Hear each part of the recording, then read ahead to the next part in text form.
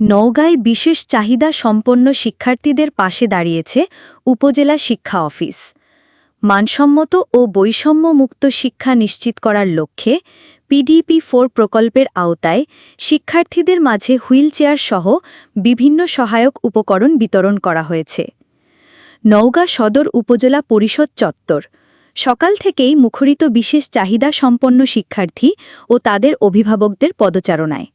সরকারের প্রাথমিক শিক্ষা উন্নয়ন কর্মসূচি ৪ এর আওতায় ২০২৪-২৫ অর্থবছরের বরাদ্দে এই শিক্ষার্থীদের হাতে তুলে দেওয়া হচ্ছে হুইলচেয়ার, চশমাসহ নানা সহায়ক উপকরণ।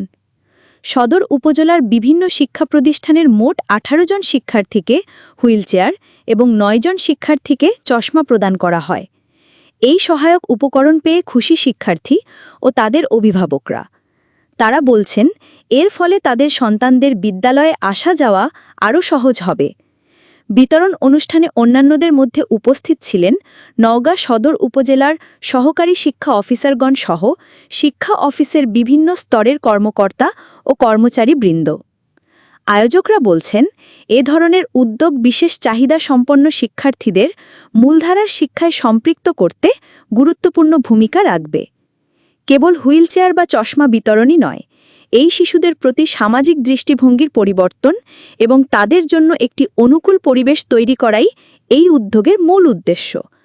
আর এই ধরনের কার্যক্রম অব্যাহত থাকলে নওগাঁর বিশেষ চাহিদা সম্পন্ন শিক্ষার্থীরা শিক্ষায় আরও এক ধাপ এগিয়ে যাবে বলে মনে করছেন সংশ্লিষ্টরা।